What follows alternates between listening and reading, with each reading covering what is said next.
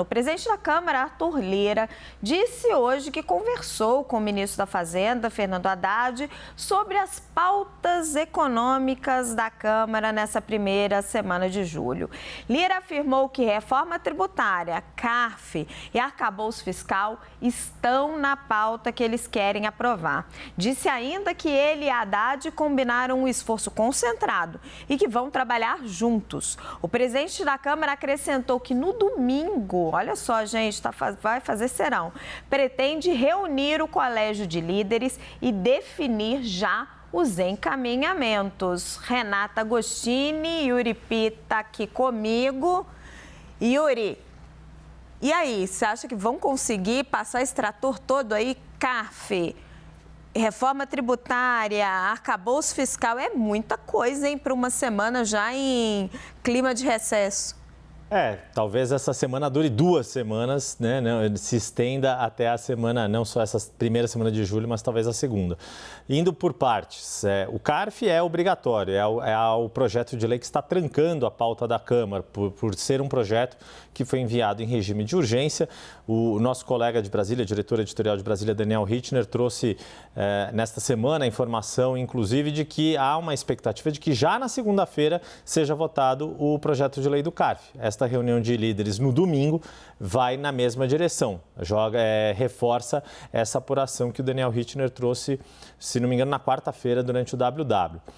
Arcabouço fiscal, nova regra fiscal, também é dado como certo que sim, a Câmara vai votar, concluir esta matéria neste semestre legislativo ainda. A grande questão é se vai manter todas as mudanças feitas pelo Senado.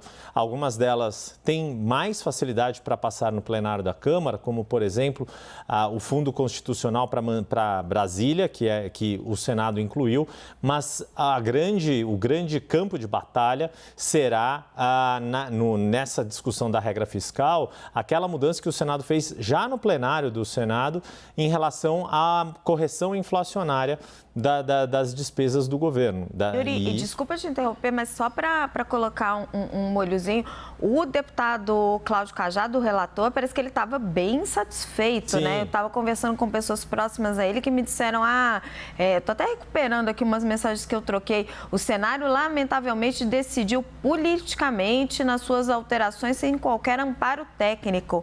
E assim, ele estava numa disposição de voltar tudo atrás. Ele me disse, inclusive, que não dá para ficar a Câmara com a pecha de vilã da história, a mais rigorosa, e o Senado com a pecha de bonzinho da história. Mas tem uma fricção bastante grande, isso é histórico, entre Câmara e Senado, mas há um reconhecimento dentro da Câmara de alguns deputados de que, olha,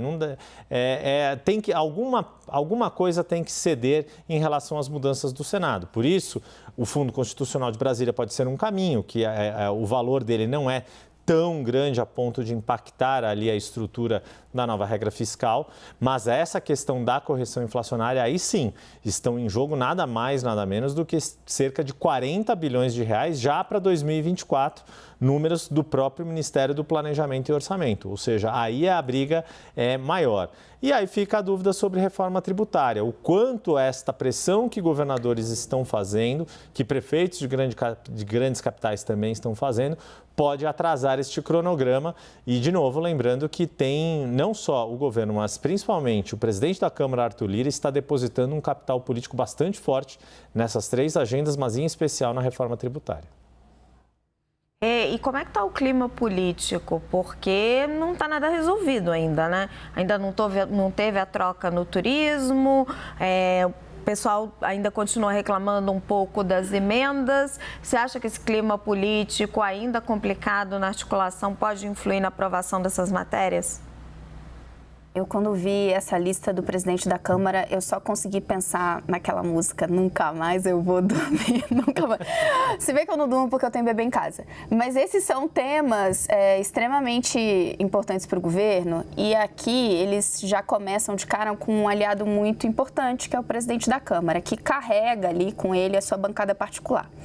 Então, nesse sentido, isso facilita um pouco as coisas. Quando a gente pensa, primeiro, no marco fiscal, ninguém aposta que vai ter um grande problema. O que eventualmente vai se ter não a validação de tudo que o Senado transformou, até porque Yuri Pita estava aqui descrevendo para vocês o que se tem algum tipo de adesão ou não. Havia acordo para as primeiras mudanças promovidas pelo senador Omar Aziz, o relator lá no Senado, especialmente em relação ao Fundo Constitucional, mas não em relação aos outros temas. Cajado chegou a dizer, inclusive, que não faria uma batalha enorme, né, um cavalo de batalha em relação a esses primeiros temas. Se eu não me engano, ele citou os dois, Fundo Constitucional e Fundeb também. O que não significava que eles iriam anuir em relação a tirar do teto de despesas do governo a questão dos investimentos em ciência, tecnologia e inovação, tampouco a essa emenda que foi colocada pelo senador Randolfo Rodrigues ali aos 47 do segundo tempo, que tem esse reflexo na questão do cálculo da inflação. A reforma tributária, Arthur Lira está se comprometendo com ela, então a gente pode imaginar que ele vai se empenhar bastante para que isso ande. De novo, o fato de termos Arthur Lira, termos uma convergência de interesses do governo e Arthur Lira, não significa que as coisas estão resolvidas. Vimos o que aconteceu no PL das fake news, mas lá estávamos falando num tema que resvalava na questão ideológica. Pauta de economia é diferente. Mesmo os opositores do governo entendem que tem que ter um tratamento diferente. Então, os ventos sopram a favor de governo e Arthur Lira nesse caso. Obrigada, Renata. Obrigada, Yuri. A gente vai ter uma semana cheia semana que vem na economia. Muita coisa importante sendo decidida.